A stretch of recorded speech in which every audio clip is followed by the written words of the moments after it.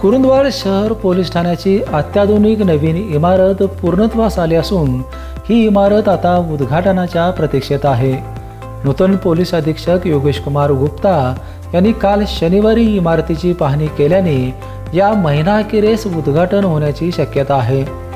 27 गावांची कायदा सुव्यवस्था राखणाऱ्या कुरुंदवाड पोलीस ठाण्याचा कारभार सध्या शहरातील संस्थानकालीन इमारतीमध्ये सुरू आहे।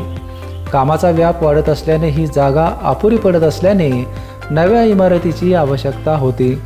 यासाठी मजरेवाडी मार्गावरील कवायत मैदानावर ही नवीन दुमजली इमारत बांधली असून त्यासाठी 4 कोटींचा खर्च आला आहे। ठेकेदाराने इमारतीचे वेळेत काम पूर्ण केले आहे।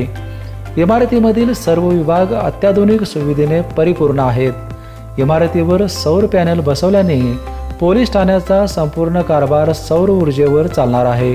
आगीसारखी दुर्घटना घडल्यास स्वयंचलित सेन्सॉर यंत्राचा वापर होणार आहे।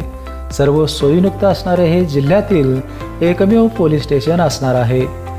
या इमारतीचे काम पूर्ण झाल्याने या महिनाअखेरीस मुख्यमंत्री देवेंद्र फडणवीस यांच्या हस्ते उद्घाटन होण्याची शक्यता आहे।